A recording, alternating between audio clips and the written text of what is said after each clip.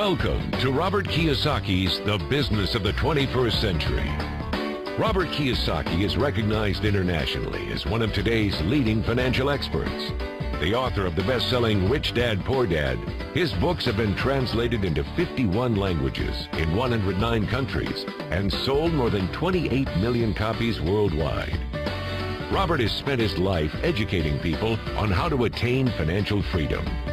Now, through this special video presentation, he explains why network marketing is indeed the business of the 21st century and how you can take advantage of its opportunities to create the life you desire. Hello, I'm Robert Kiyosaki. I'm the author of this book, Rich Dad, Poor Dad. I want to welcome you to the business of the 21st century. For those of you who may not be familiar with this book, it was published in 1997, a self-published book, and it went all around the world, and in 2000 it made the New York Times bestseller list. It was the only self-published book that made it. And at the same time, a woman named Oprah Winfrey called, and I went on her show to talk about Rich Dad, Poor Dad, and voila, suddenly I was a famous individual. So today this book has now sold approximately 25 million copies in 100 different countries and 50 different languages.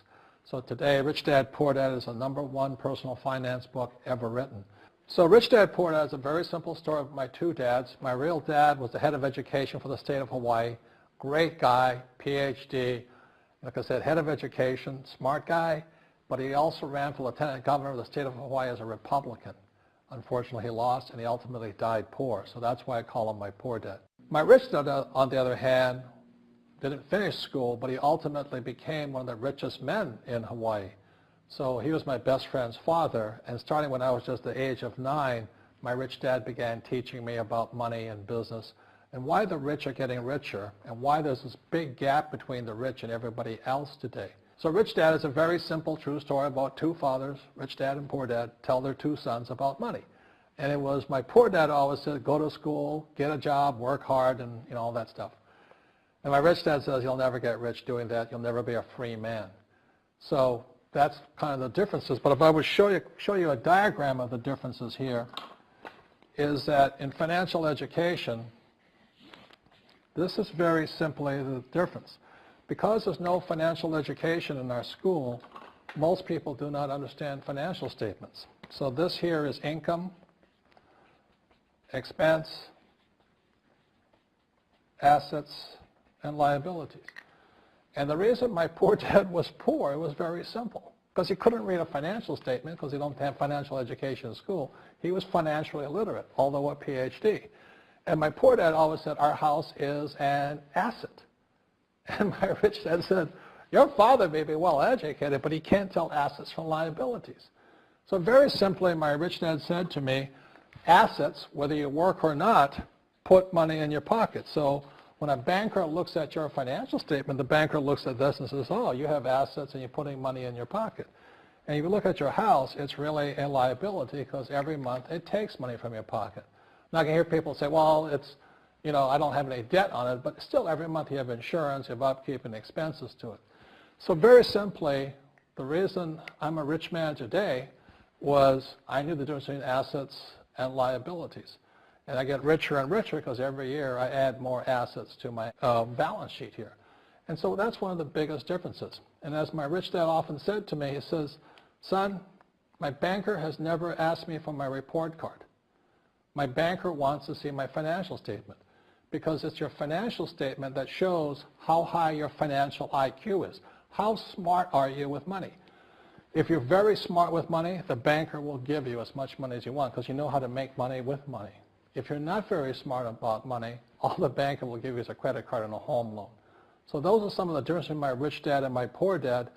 And if you stay tuned, you'll find out how you too can create assets instead of liabilities.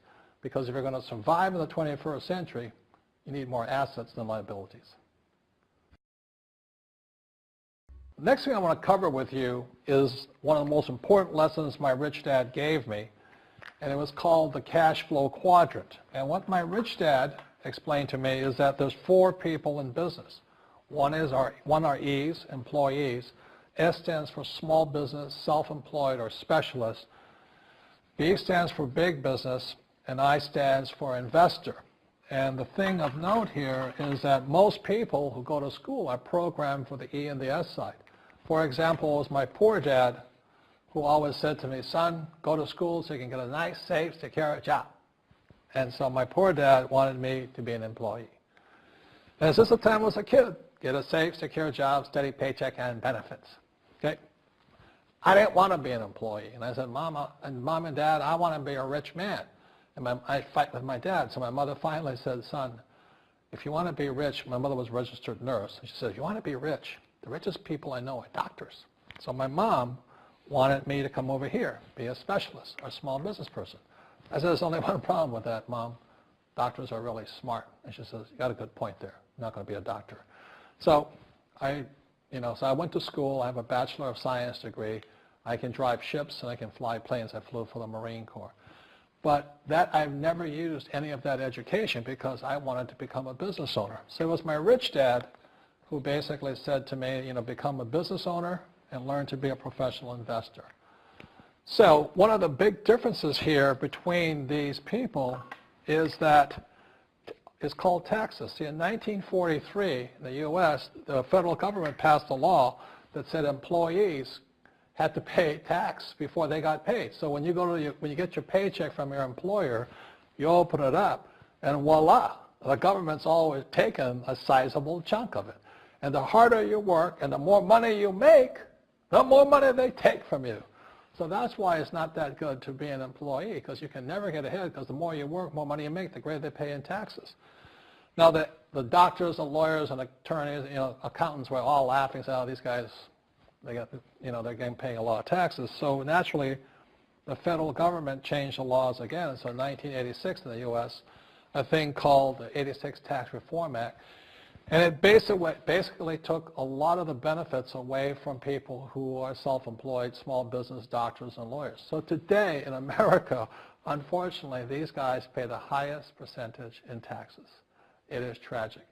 And a lot of people think they're investors, but what they're really doing is they're just giving their money to people like mutual funds, companies, and all that. So they're investing, but they're not really investors. See, the big tax breaks are on this side. The laws are pretty tight here, but this area is very, very gray. So by being a business owner on the right-hand side of the quadrant, you can make a lot more money and pay a smaller percentage of taxes legally. And the key word is legally. In the investor quadrant, it is possible to make millions of dollars and pay 0% taxes legally. But you've got to know the difference. So one of the beauties of business for the 21st century is it allows people to make the transition from the E and the S side to the B side especially. And so you can become a big business owner. And the difference between an S and a B, small business and big business, is most of these guys can't quit working. Most small business owners, if they stop working for more than a month, the business collapses. They don't really have a business. Most of these people own a job. So the beauty of business for the 21st century is it allows these people to make the transition to the B side so that you don't have to keep working hard for money, and the money can actually come in passively. Then once you have your business up and running, then I always recommend you then begin investing with your excess cash, paying less and less in taxes. And that's the reason the rich are getting richer. In this section, I want to talk to you about a different kind of quadrant. Years ago, I found out there was 4 kinds of people in the world. One type are people who must be right. These people know all the right answers. They went to school. They know everything. You can't tell them anything. This is not a good business for them because their minds are too set. Another kind of person is a person who must be comfortable. The house could be on fire, but they're still watching TV, eating a hot dog, watching what's going on in the world. These people are toast because the world economy is not coming back. The world economy has moved on. And people who need to be comfortable will probably be left behind. So the people who need to be comfortable, you probably shouldn't talk to them because you only make them uncomfortable. And they're probably not going to make the move because number one priority is being comfortable. Another kind of person is a person who must be liked. They want to please everybody. this is probably not the business for them either, because they want somebody else's approval. They want to be the good little boy or girl saying, I did the right thing, didn't I? You like me, don't you? And so they'll probably not be successful in the 21st century because they'll probably want to be liked by people who have to be right, and people want to be comfortable. All right, good, be comfortable. All right, you're very right. That's probably being liked. But the business for the people of the 21st century are people who must win. And that's where I am at. One of the best things I was taught in the Marine Corps and at military school, it's not how many times you get knocked down, it's how many times you stand up. When somebody knocks you back, what do? Oh, you hurt my feelings? You'll probably not be successful. The world will probably pass you by. Because as I said, the world economy is moved on. It's not coming back. So winners will win. But winning takes sacrifice. Success takes sacrifice. And these are the people who will do best in business of the 21st century. So when you're talking to people, about this business, you have to look at them and ask yourself, is this person really just going to be liked and they'll tell you what you want to hear? Or they're going to argue with you because they know all the right answers? Or they're going to get very upset with you for disturbing them? So what you're looking for in the network marketing business are people who want to win. People who know the economy has moved on. You'll find every race, gender, age, and background in network marketing. But what they really want to do is they want to win. It really is a true playing field in the world, but not for these people. These people will be left behind.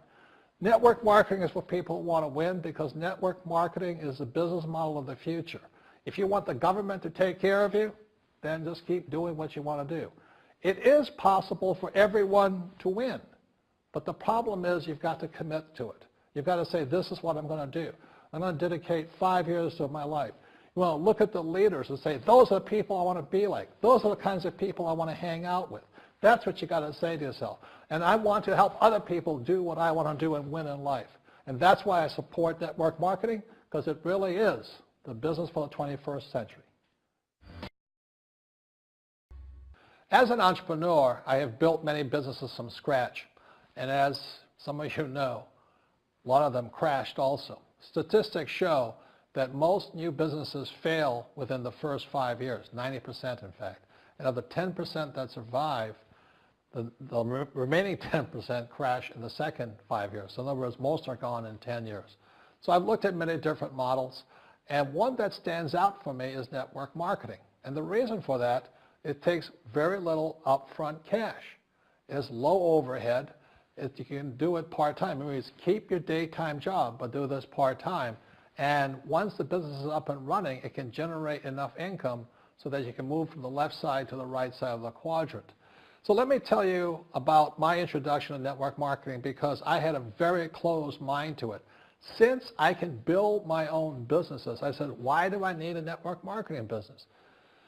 But about 15 years ago, I have a good friend, his name is Bill, and this guy is the best real estate investor I know. He has tons of assets in here. So I said, Bill, why did you start a network marketing business? And his answer was very simple. He says, it's my way of helping people. But more importantly, he says, the reason most people can't invest in real estate is because they don't have a business. They don't make enough money simply because taxes, debt, inflation, and retirement savings are killing them. They cannot even invest. So my friend Bill, who is a professional real estate entrepreneur, he says, I started a network marketing business so the people that worked with me could start their own business and then invest money with him. So with that, I realized then that network marketing wasn't about making money, but it was about helping people to help other people make money so they become financially free. So the beauty of network marketing, I said, like it's very low entry point, doesn't take much money, you can do it part-time. And where you profit is in most big corporations is they spend millions, sometimes billions of dollars in advertising. So rather than give that money to advertisers, network marketing depends on building a network. It's called word of mouth, like you recommend a movie to a best friend. So really, the reason I support network marketing, because it's not about selling. It's about people helping people build assets in the asset columns, becoming business owners, and then becoming investors, rather than going through all of this here, which most E's and S's go through.